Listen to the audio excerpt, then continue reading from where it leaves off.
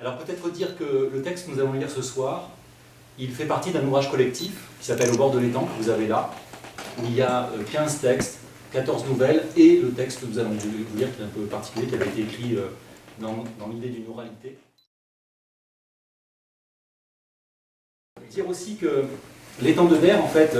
est présent déjà dans certains des livres que j'ai pu publier antérieurement, dont une campagne qui parle de la campagne du prieuré à Martigues, notamment.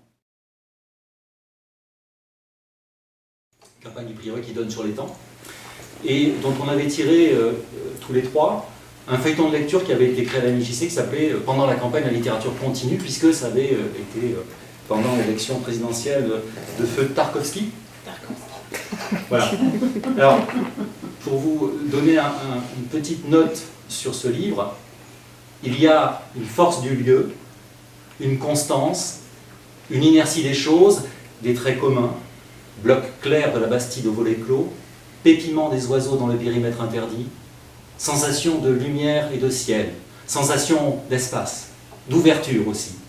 en prise avec l'immense étang, le plateau aixois, le massif de la Nerte et bien sûr l'aileron rugueux et dorsal de la Sainte-Victoire. La Bastide m'attend dans le calme apparent, elle tout entière dans la lumière de 9 heures, portail ouvert par le vent, grinçant sur ses gonds rouillés, pente douce, herbe rase, terre apparente, arbres nus et dispersés, j'y suis tout de suite connecté. La suite, une campagne, publiée au bleu du ciel, et ensuite, ayant eu le motif de la Sainte-Victoire sous les yeux, j'ai publié ensuite une trilogie,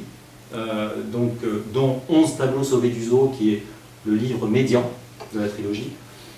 et qui parle également, évidemment, de l'étang, puisque l'idée c'était de travailler le motif de la Sainte-Victoire de tout autre point de vue que le point de vue aixois, dont beaucoup du bassin de l'étang de Berre. J'en dis pas plus, les deux autres titres, c'est Le Tempérage, qui est le 3e livre, et le premier étant la Sainte-Victoire de 3/4, telle qu'on la voit à Martigues depuis le chenal de Caron.